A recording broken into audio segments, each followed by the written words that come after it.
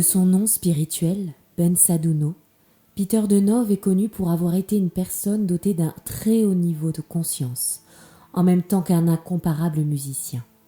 Durant toute sa vie, il aura donné un exemple de pureté, de sagesse, d'intelligence et de créativité.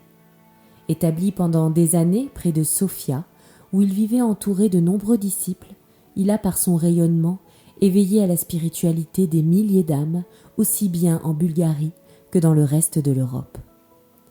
Fasciné par ce personnage hors du commun, Albert Einstein a déclaré un jour « Si le monde s'incline devant moi, pour ma part, je m'incline devant le maître Peter de Nove. »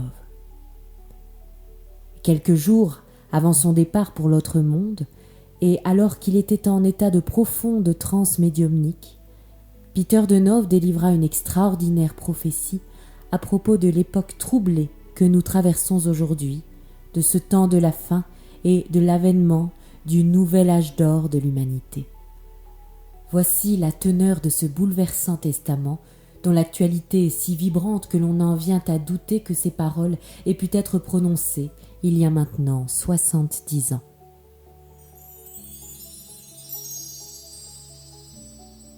De fait, au cours des temps, la conscience de l'être humain a traversé une très longue période d'obscurité. Mais cette phase que les hindous appellent Kali Yuga est sur le point de s'achever. Aujourd'hui, nous nous trouvons en effet à la frontière entre deux époques, celle du Kali Yuga et celle de la nouvelle ère dans laquelle nous entrons. Si déjà une amélioration graduelle se produit dans les pensées, les sentiments et les actes des êtres humains, ceux-ci doivent aussi savoir que tous seront bientôt confrontés au feu divin, dont l'objectif est de les purifier et de les préparer pour la nouvelle époque. Ainsi, les consciences vont-elles être invitées à s'élever dans un degré supérieur, indispensable à l'entrée dans la nouvelle vie. C'est cela que l'on entend par l'ascension. Si certes quelques décennies s'écouleront avant que ce feu divin se manifeste et vienne transformer le monde entier en apportant une nouvelle éthique, cette immense vague qui arrive de l'espace cosmique va inonder la Terre dans son intégralité, et tous ceux qui tenteront de s'y opposer seront emportés et transférés ailleurs. Bien que les habitants de cette planète ne se trouvent pas tous au même degré d'évolution, cette vague va être ressentie par chacun et chacune, et cette transformation va affecter non seulement la planète, mais aussi l'ensemble du cosmos. Dans cette perspective, et en l'état actuel des choses, ainsi, le seul acte constructif que l'être humain puisse accomplir est-il de se tourner vers le Créateur et en s'améliorant au plan conscient, d'élever son niveau vibratoire afin de se trouver en harmonie avec cette vague puissante qui bientôt déferlera. Le feu dont je parle, qui accompagne les nouvelles conditions offertes à notre planète, va renouveler, purifier, reconstruire tout. La matière va être affinée, les cœurs vont être libérés de l'angoisse, des troubles, de l'incertitude, et les corps vont même devenir lumineux. Tout va être amélioré, élevé. Quant aux pensées, sentiments et actes négatifs, ils vont être consumés et détruits. Si votre vie actuelle paraît participer de l'esclavage, constituer une prison pesante, il vous importe cependant de faire l'effort de comprendre cette situation afin de vous en libérer. Je vous le dis, sortez de votre prison. Il est vraiment désolant de voir tant d'égarements, tant de souffrances, tant d'incapacité à comprendre où se trouve le véritable bonheur.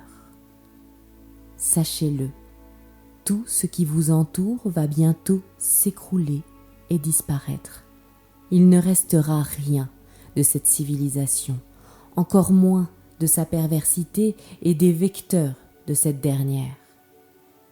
toute la planète Terre va se trouver secouée et plus aucune trace ne subsistera de cette trompeuse culture qui maintient les êtres humains sous l'impitoyable joug de l'ignorance.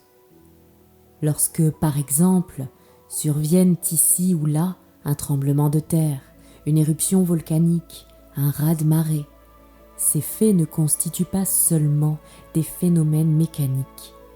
Ils ont également pour but de réveiller l'intellect et le cœur des êtres humains, afin qu'ils se libèrent de leurs erreurs, de leurs folies, et qu'ils comprennent qu'ils ne sont pas seuls dans l'univers.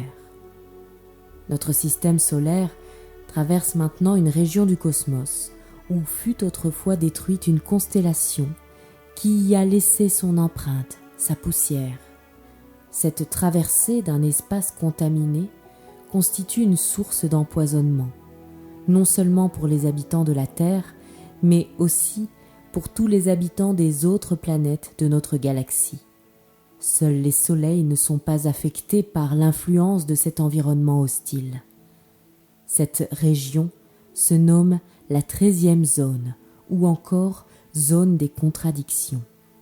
Et si notre planète y est restée enfermée durant des milliers d'années, sachez que nous approchons enfin de la sortie de cet espace de ténèbres, cela par le fait que nous sommes sur le point d'atteindre une région infiniment plus spirituelle, où vivent des êtres infiniment plus évolués.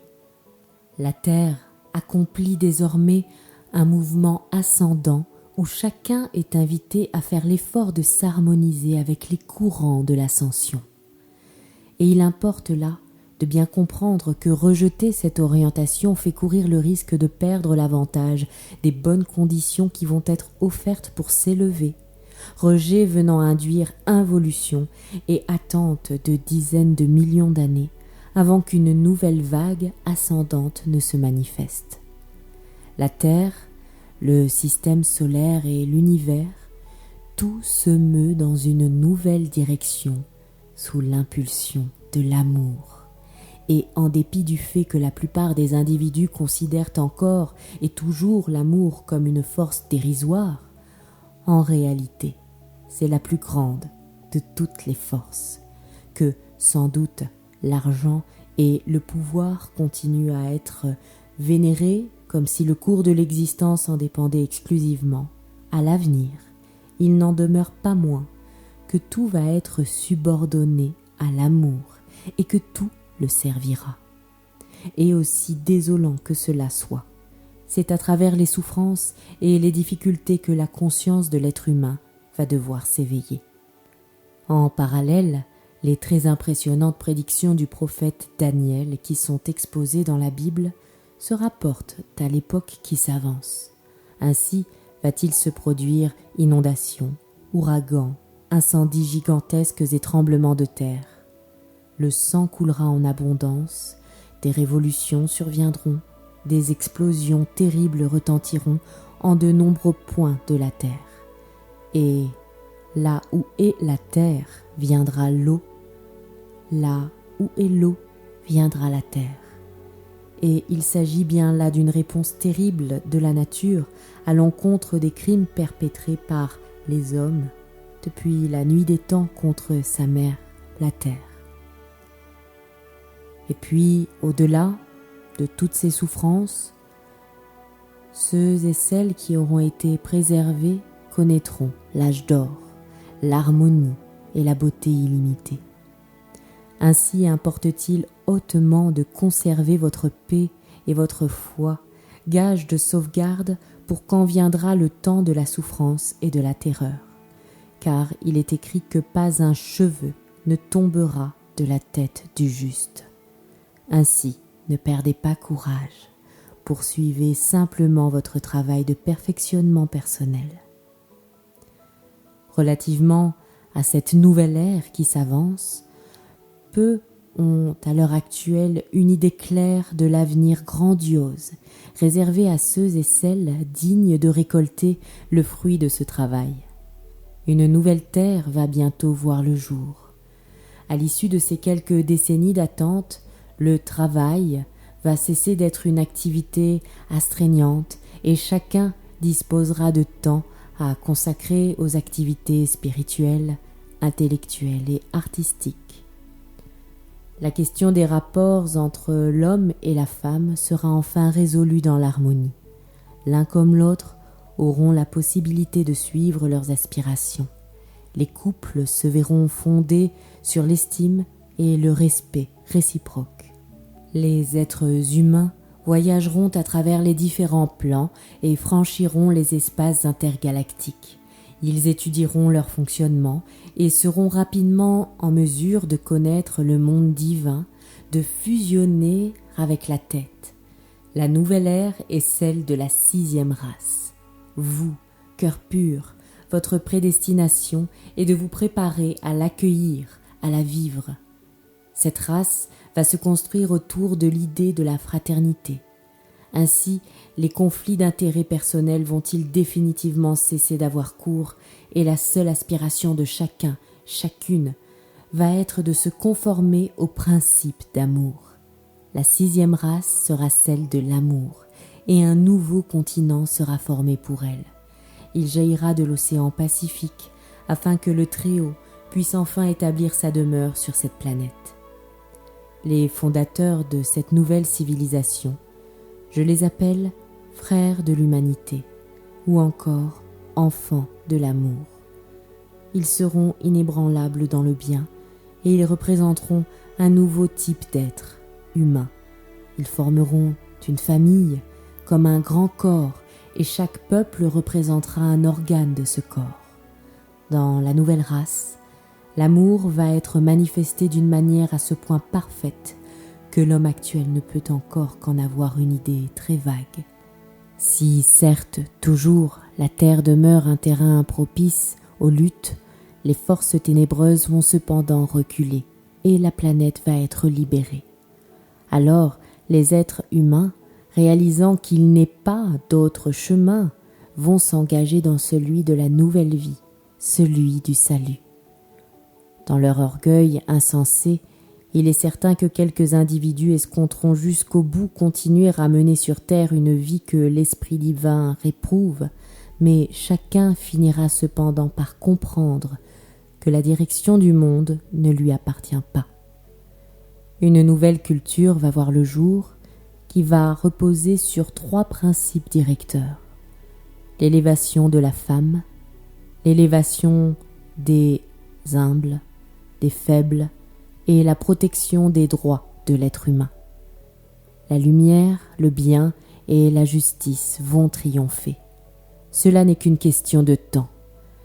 Les religions, quant à elles, vont être purifiées. Et si chacune renferme une particule de l'enseignement des maîtres de la lumière, malheureusement obscurcie par l'apport incessant des déviations humaines, tous les croyants vont être invités à s'unir et à s'accorder sur un principe. Placer l'amour comme base d'existence. Amour et fraternité, c'est cela la base commune.